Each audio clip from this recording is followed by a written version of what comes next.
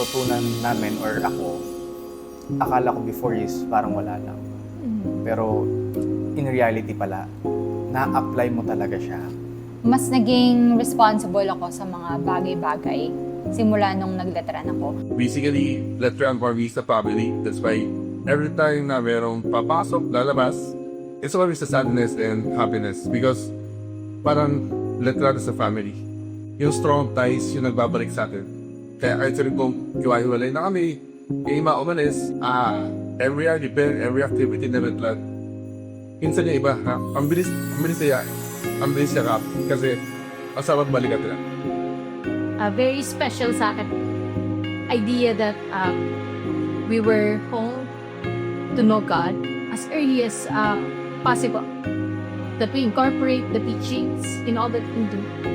And that's how I would like to present it to people. Masasabi kong masayang kasama ang mga letranista.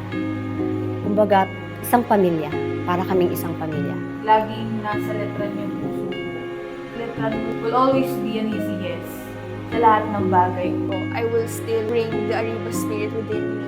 Nalaban lang kahit anong mangyari. Yung tradition of excellence that will always bring anywhere with you. Kahit saan ka mapunta, you'll always have that brand of excellence in you, which is, of course, inherited from your family. Yun yung the best thing about family. Never nilang ipaparamdam sa'yo na mag-isa ka. Yun, that's the best thing. Kahit hindi mo sila ganun ka-close, dahil yung affinity nyo ay nasa letran, they will never make you feel alone. So, it's like you have this affinity, like what Sir Mike said, na parang kahit saan kayo dalhin, andun pa rin parang you share an experience that only you can understand, both of you can understand. Tapos parang pag nagkwentuhan kayo, paulit-ulit, pero wala, ang saya pa rin pagkwentuhan, iyakan, tawanan.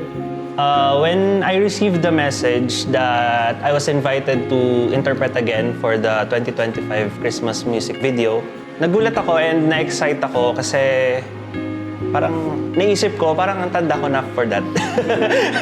It will always hold a special place in my heart. And as cheesy as it may sound, walang pagdadalawang isip kapag Letran Bataan music.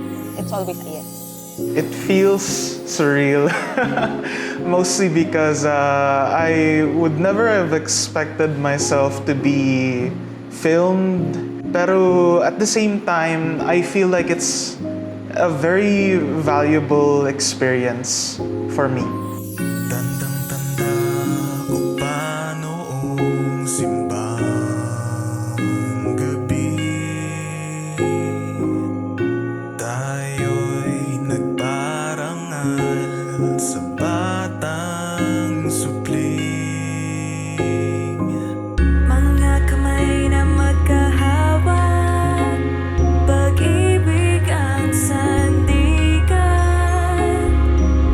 Sa bawat